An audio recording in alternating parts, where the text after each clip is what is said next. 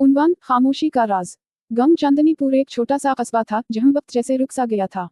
यहाँ के लोग एक दूसरे को बरसों से जानते थे और ये माना जाता था कि यहाँ कोई राज छुपा हुआ नहीं रह सकता।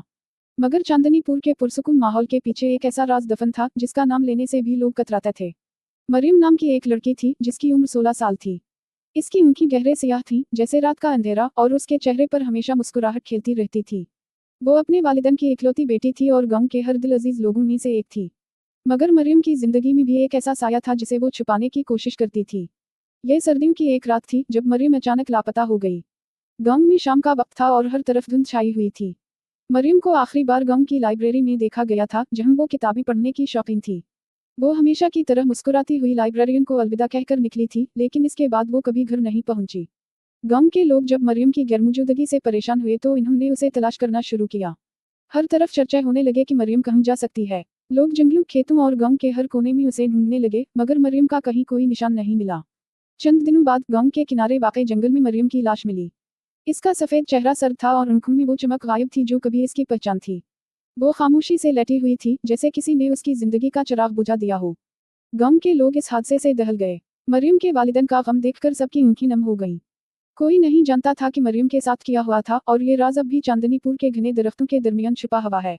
मगर कभी कभी सर्द रातों में लोग कहते हैं कि वो मरियम की हल्की सी हंसी हुआ के साथ सुन सकते हैं जो इन दरख्तों के बीच से आती है, जैसे वो अपनी कहानी सुनाने की कोशिश कर रही हो। गांव चांदनीपुर में मरियम की मौत के बाद जिंदगी जैसे थम सी गई थी। हर घर में खौफ और उदासी का साया छा गया था। मरियम का मुअम्मा अब गांव वालों के लिए एक दर्दनाक यादगार बन चुका था। इसकी मौत ने गांव के दिल को चीर कर रख दिया था और इस हादसे के बाद लोगों के दिल में शक और खौफ की दीवारें खड़ी हो गई थीं। मरियम की मौत के बाद गांव में जिंदगी बज़ाहिर मामूल के मुताबिक चलती रही, लेकिन अंदर से हर शख्स परेशान था। कुछ लोगों का मानना था कि मरियम के साथ कुछ माफौक अलफतरत हुआ है, जबकि कुछ ने उसे किसी के शर्मनाक जुर्म का नतीजा समझा। मगर हकीकत कोई नहीं जानता था। एक सर्द रात जब चांदनीपुर के घरों में लोग अपने अपने बिस्तरों में दबके हुए थे, मरियम की बेहतरीन दोस्त ज़ैनब खामोशी से अपने घर से निकली। इसकी आंखों में एक अजीब सा अज़्म था। वो मरियम के कातिल का पता लगाने के लिए निकल पड़ी थी। ज़ैनब जानती थी कि मरियम के साथ जो हुआ वो आम बात नहीं थी। ज़ैनब को याद आया कि मरियम अक्सर उसे एक नामालूम शख्स का जिक्र करती थी जो हमेशा उसे लाइब्रेरी के बाहर इंतजार करता था। मरियम ने कभी उस शख्स का चेहरा नहीं देखा था क्योंकि वो हमेशा साए में छुपा रहता था। ज़ैनब के जहन में यही बात गर्दिश करने लगी। ज़ैनब ने मरियम की बातों पर गौर करते हुए वही रास्ता इख्तियार किया जो मरियम ने आखिरी बार लिया था। जब वो लाइब्रेरी के करीब पहुंची तो उसे कुछ अजीब महसूस हुआ। हवा में एक गैर मामूली सर्दी थी और हर तरफ खामोशी थी, जैसे वक्त रुक गया हो। ज़ैनब ने हिम्मत जुमा करते हुए लाइब्रेरी के पीछे वाक़ई पुराने खंडर की तरफ कदम बढ़ाए। ये जगह अरसे से वीरान पड़ी थी और लोग यहीं जाने से कतराते थे। ज़ैनब के कदमों की आहट इस खामोशी को चीर रही थी जैसे वो खामोश राज को बेदार कर रही हो।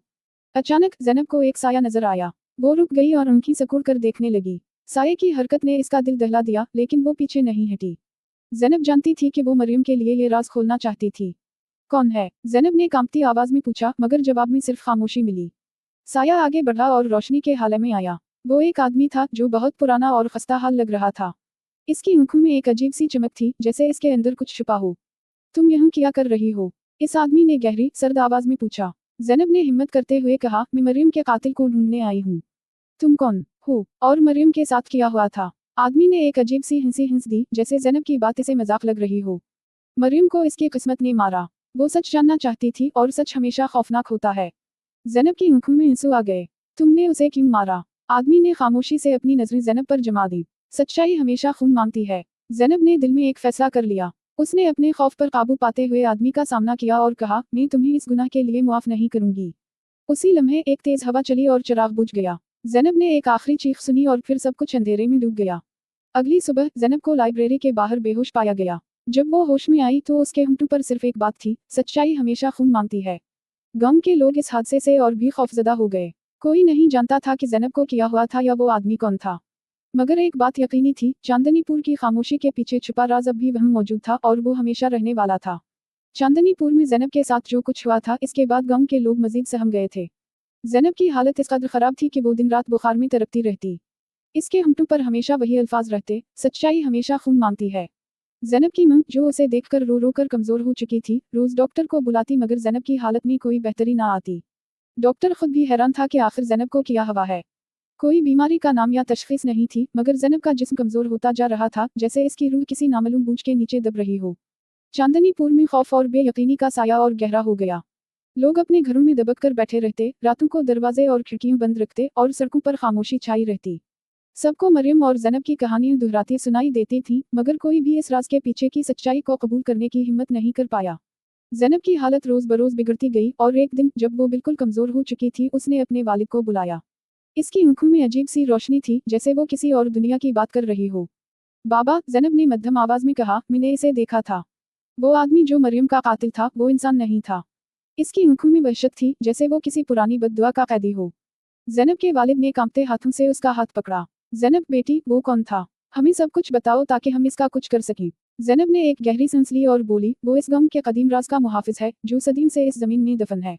मरियम को इस राज का इल्म हो गया था, इसीलिए उसे कत्ल कर दिया गया। और अब वो मुझे लेने आ रहा है। इसकी बातों से उसके वालिद के दिल में खौफ की लहर दौड़ गई। इन्होंने उसे तसल्ली देने की कोशिश की, मगर ज़ैनब की आंखें अब खाली हो चुकी थीं, जैसे वो किसी और दुनिया में जा चुकी हो। अगले दिन जब सुबह हुई तो ज़ैनब के कमरे में गहरी खामोशी थी। इसकी सांसें थम चुकी थीं और उसके चेहरे पर एक अजब सुकून था, जैसे वो किसी दर्द से आज़ाद हो चुकी हो। इसकी मौत ने पूरे गांव को सकते में डाल दिया। सबको ये यकीन हो गया था कि मरियम और ज़ैनब की मौत में कोई ऐसी बात है जो इंसानों की समझ से बाहर है। चांदनीपुर के लोग मजीद खामोश हो गए और ये राज एक गहरा खौफ बनकर उनके दिल में बस गया। गांव में